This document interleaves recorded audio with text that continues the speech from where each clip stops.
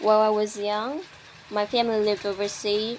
I lived in Indonesia for a few years, and my mother, she didn't have the money to send me while the American kids went to school, but she thought it was important for me to keep up with an American education, so she decided to teach me extra lessons herself, Monday through Friday. But because she had to go to work, the only time she could do it was at 4:30 in the morning. But whenever I complained, my wanted to give me one of those lessons, she said, "This is no picnic for me to Buster." So I know that some of you are still adjusting to be being back at school, but I'm here today because I have something important to discuss with you. Motherhood left my family when I was 2 years old. I was raised by a single mom who had to work and struggled at times to pay the bills and wasn't able to give up the things that our kids had. There was time when I missed having a father in my life. There were times when I was lonely, felt like I didn't fit in, so wasn't always as focused and should have been on school. I did something that I'm not. I got in more trouble than I should have. And my life could be easily taken a turn for the worst. I was lucky. I got a lot of second chances. I had the opportunity to go to school, law school, follow my dream. My wife, our First Lady Michelle Obama, she has a similar story. Neither of her parents had gone to college. They had a lot of money, but they worked hard and she worked hard so that she could go to best schools in this country. Some of you might not have those advantages. Maybe you don't have adults in your life who give you the support that you need. Maybe some in your family has lost their job and there's not enough money to go. Maybe you live in a neighborhood where you don't feel safe or have friends who are pressing you to do things aren't right. A great writer, maybe even good enough to write a book or articles in a newspaper, but you might not know it until you write that English paper. That English class paper that's assigned to you. Maybe you could be an innovator, even good enough to come up with the next iPhone or the new medicine or vaccine, but you might not know it until you do your project for your science class.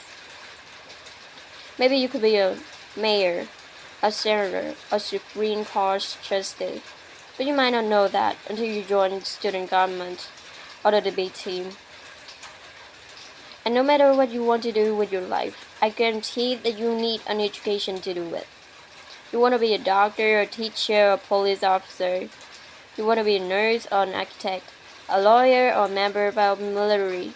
You want to need a good education for every single one of those careers. You cannot drop out of school and just drop into a good job. You've got to train for that and work for it and learn for it. This is just important for your life, your whole future. What you make of your education will design nothing less than the future of this country. The future of America depends on you. What you learn in school today will determine whether we as a nation can meet our greatest challenges in the future.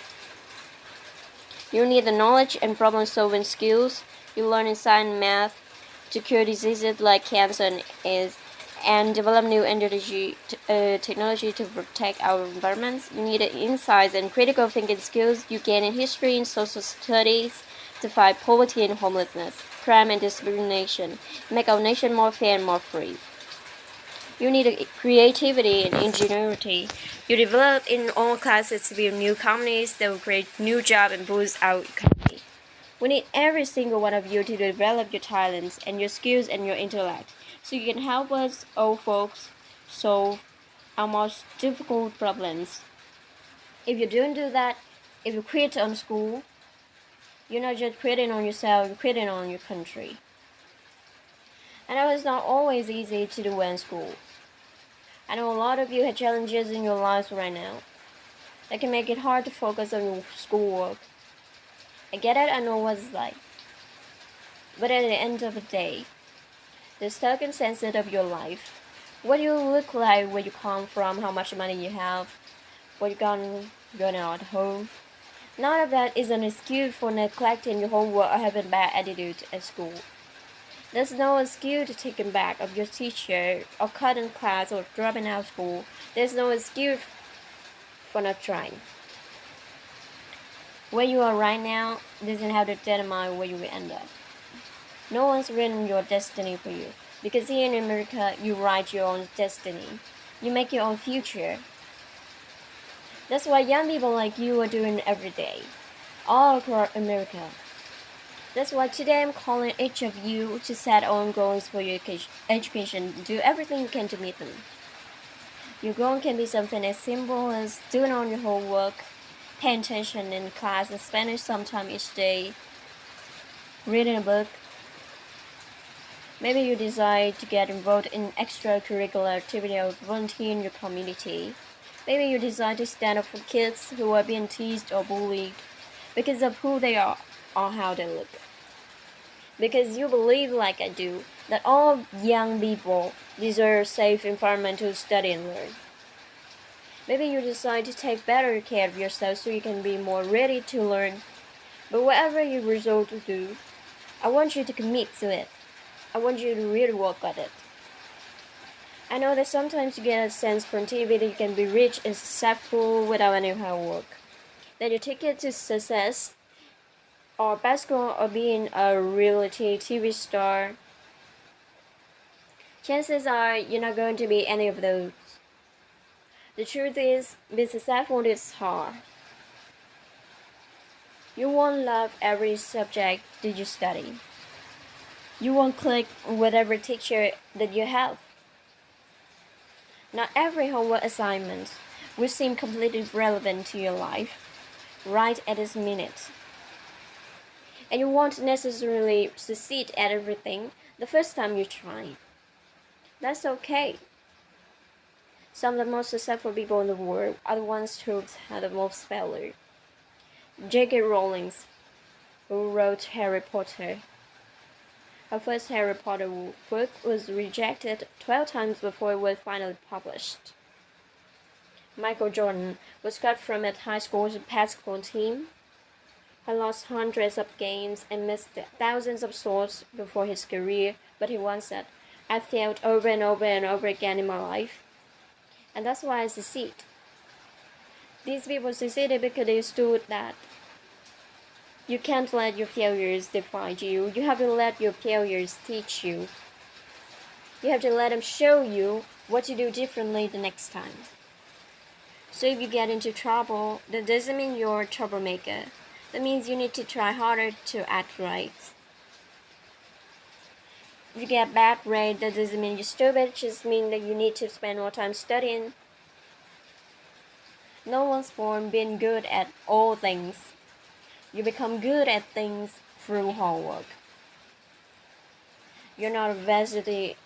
The first time you play new sport, you didn't hit every note. The first time you sing a song, you gotta practice. The same principle applies to your schoolwork. You might have to do a math a few times before you get it right. You have to read something a few times before you understand it.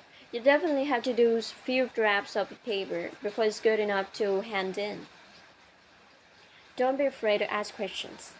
Don't be afraid to ask for help when you need it. I do that every day. Asking for help isn't a sign of weakness, it's a sign of strength. Because it shows you have the courage to admit when you don't know something, and that then allows you to learn something new. So find an adult that you trust, a parent, grandparent, a coach, or a counselor, and ask them to help you stay on track to meet your goals. Even when you're struggling, even when you're discouraged, you feel like other people have given up on you. Don't ever give up on yourself. Because when you give up on yourself, you give up on your country. The story of America isn't about people who quit then when things got tough. It's about people who keep going, try harder, who love their country too much to do anything less than the best. The story of students who sat where you sit 250 years ago, went to wait, they founded this nation, young people. Students who sat where you sit 75 years ago, overcame depression and won a world war, who fought for civil rights and put a man on the moon. Students who sat where you sit 20 years ago, who founded Google and Twitter and Facebook and changed the way we communicate with each other. So today I want to ask all of you, What's your contribution going to be? What problems are you going to solve? What discoveries will you make? What will a president who comes in 20 or 50 or 100 years say all about you did for this country? Now your families, your teachers, and I are doing everything we can to make sure you have the education you need to answer the questions. Working hard to fix up your classroom and get your books and equipment and the computers you need to learn. But you got to do your part too. And so I expect all of you to get serious this year. I expect you to put your best effort into everything you do. I expect great things from each of you. So don't let us down. Don't let your family down, your country down. Most of all, don't let yourself down. Make us proud.